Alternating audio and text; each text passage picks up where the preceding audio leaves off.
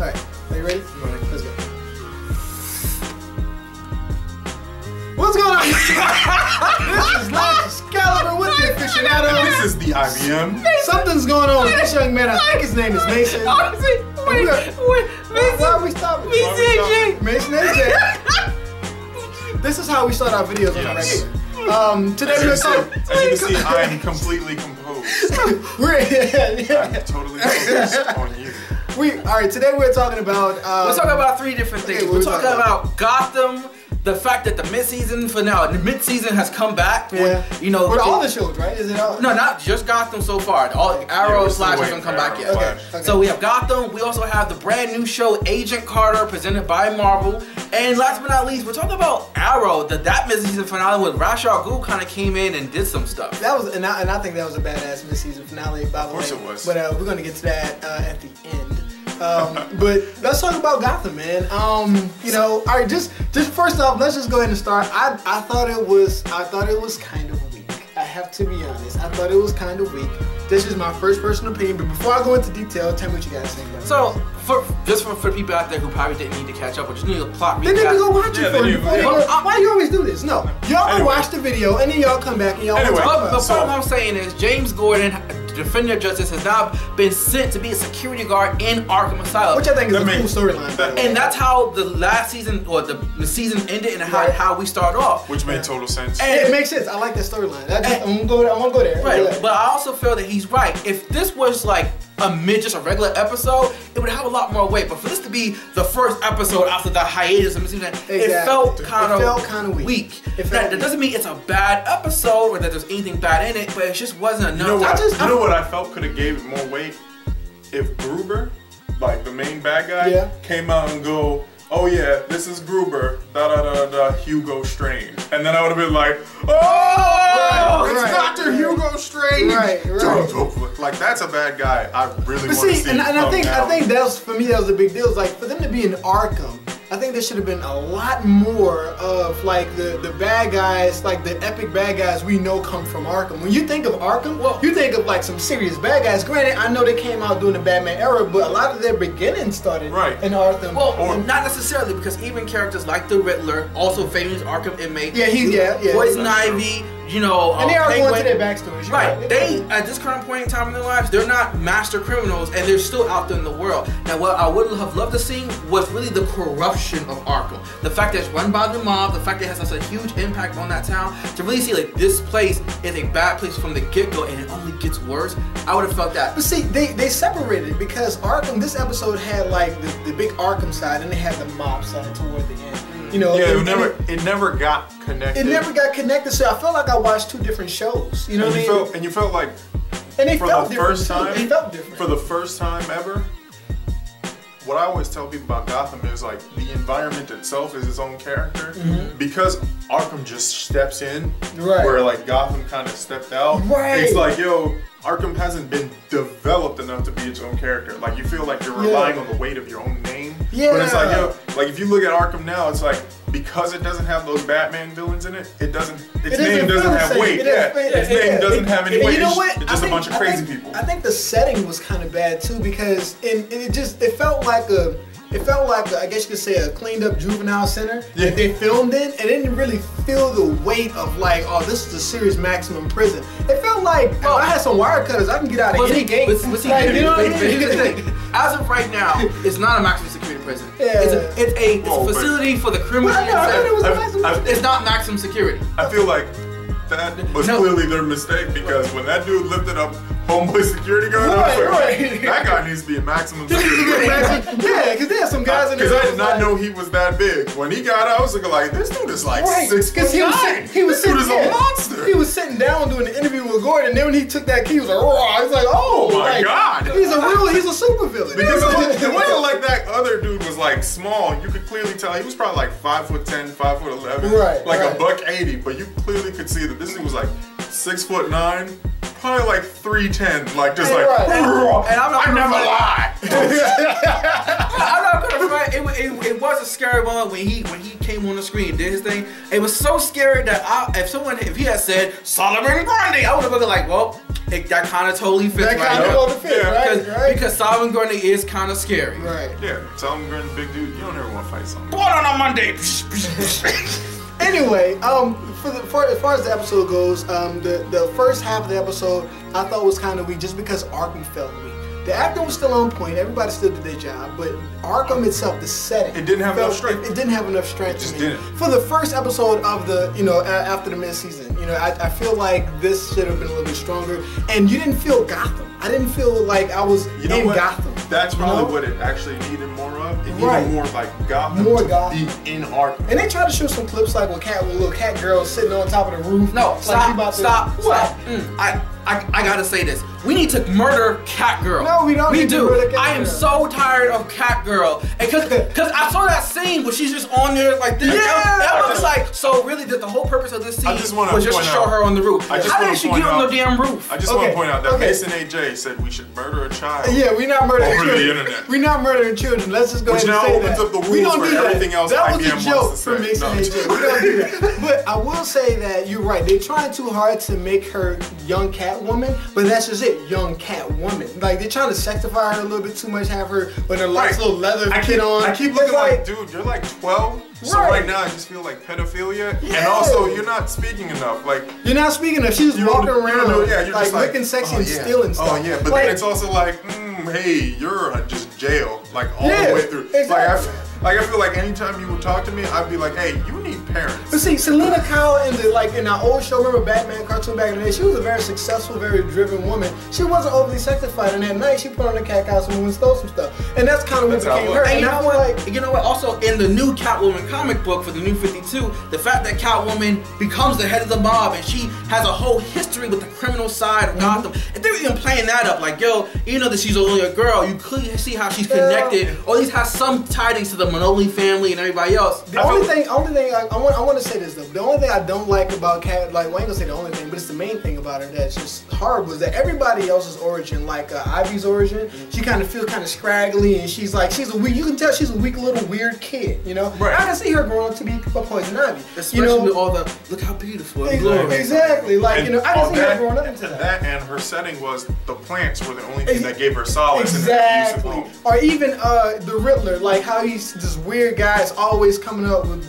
weird jokes and stuff like that, and he works with police. Yeah, he's socially awkward. It makes sense. And he's just compulsive disorder to like figure things out and put them in order. Exactly. But Catgirl, it just feels like we need her to be sexy immediately, and they giving her this brand new leather outfit with climbing on roofs. I'm gonna say this.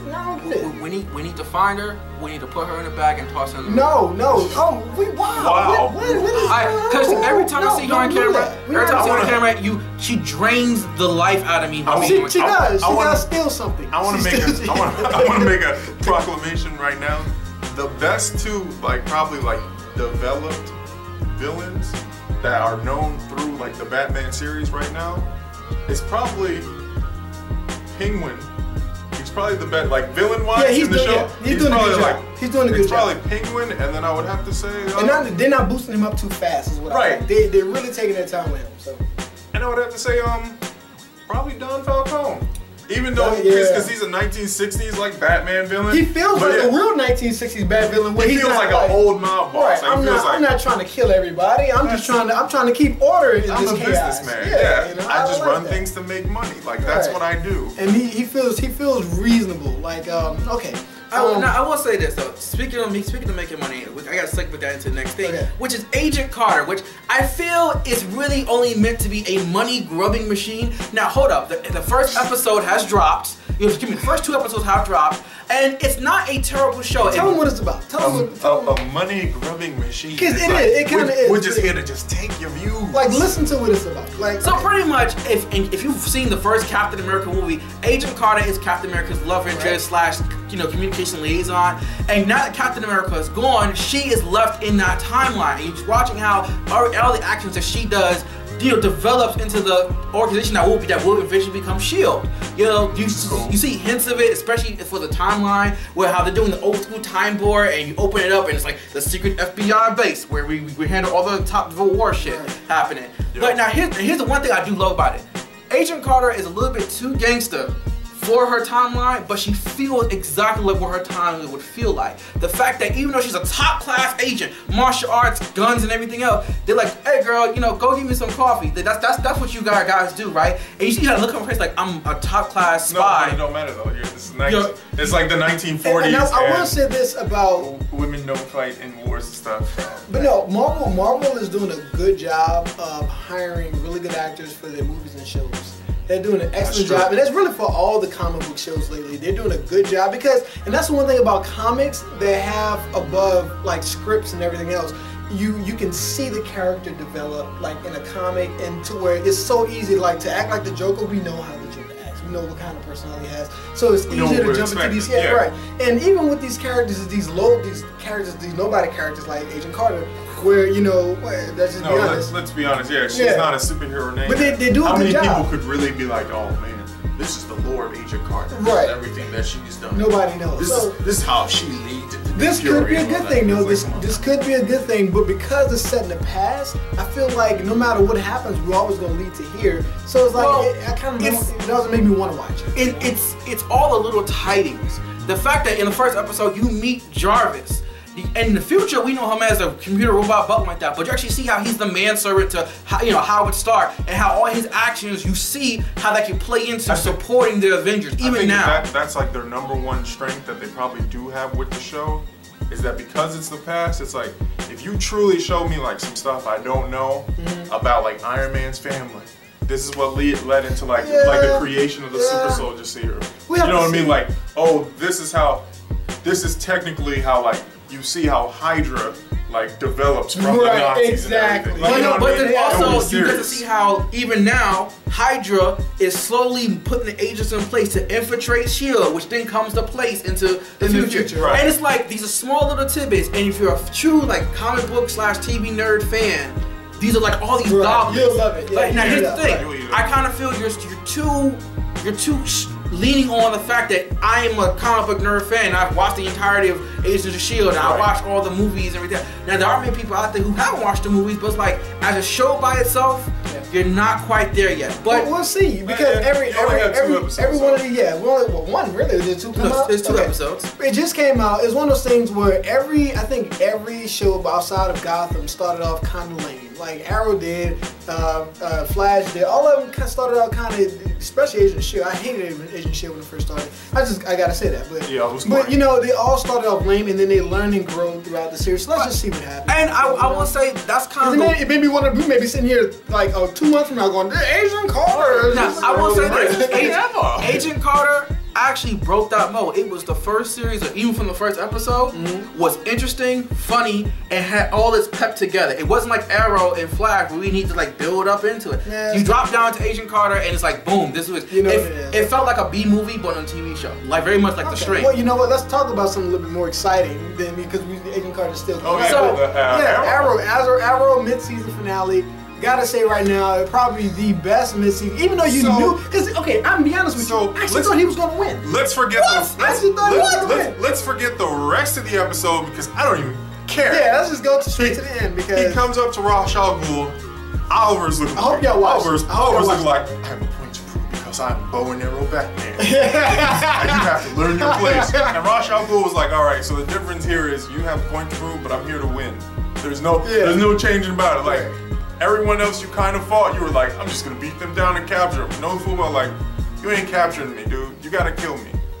I literally gave you a whole speech on how, like, I've killed over 4,000 men, and like I've been in damn near every war, just like mop the floor. Everyone comes across me. Not because they were bad people, but because at the end of the day, I was just more tenacious and I came to win.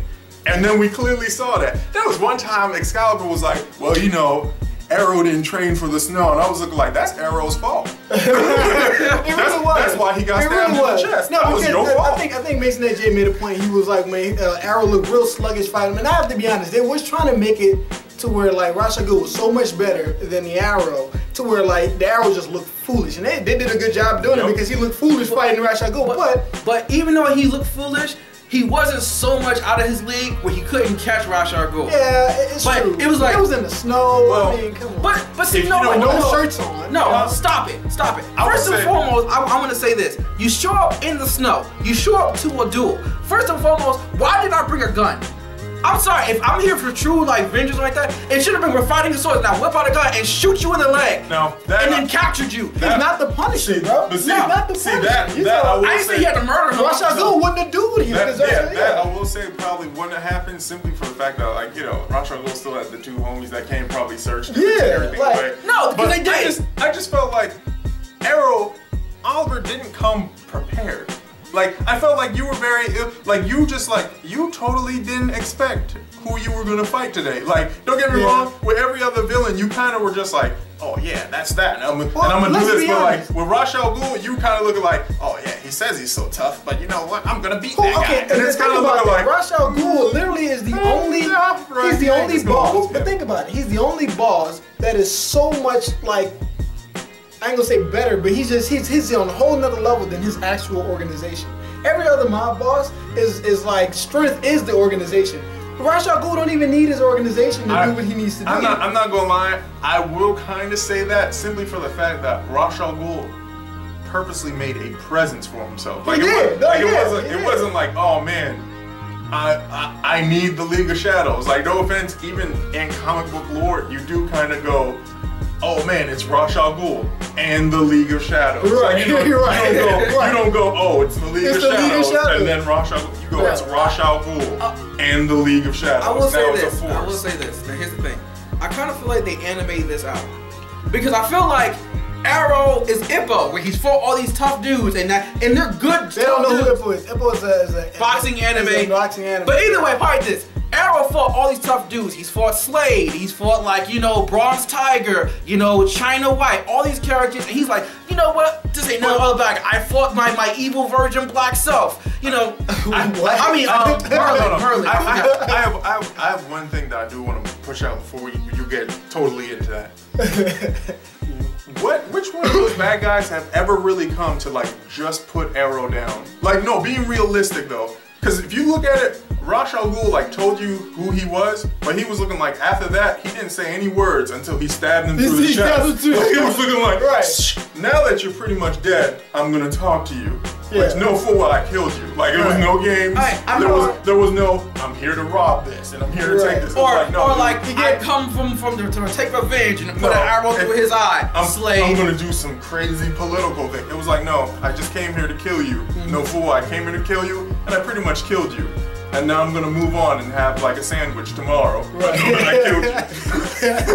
That's how your story I really do, like, I have a lot of theories for when it comes to Arrow and the end of it. I really feel like Ra's al Ghul didn't kill Arrow on purpose. I feel like he, of course, right? So, yeah, he knows how to kill people. But I really feel like he did this to test the Arrow to see if he's going to because remember, in Batman, Ra's al Ghul was trying to get Batman to take his place, but at the same, but hear me out. He was trying to get Batman to take his place, but he had tested people before that. So I'm thinking Ra's al Ghul is testing the Arrow, and then he probably fails him before. I am so sorry. Like, I saw when the Midseason first came out, I saw this one comic which infuriated me. It literally like lit the nerd in me on fire. Okay. Just tell me, man. Right. Literally, it was looking like this one dude was like, well, now that the Arrow is taken up, we know that this is all gonna lead into Batman. Now Batman can show up in the Arrow series, and I'm looking like, are you serious, dude? Yeah. Are you serious right Batman. now?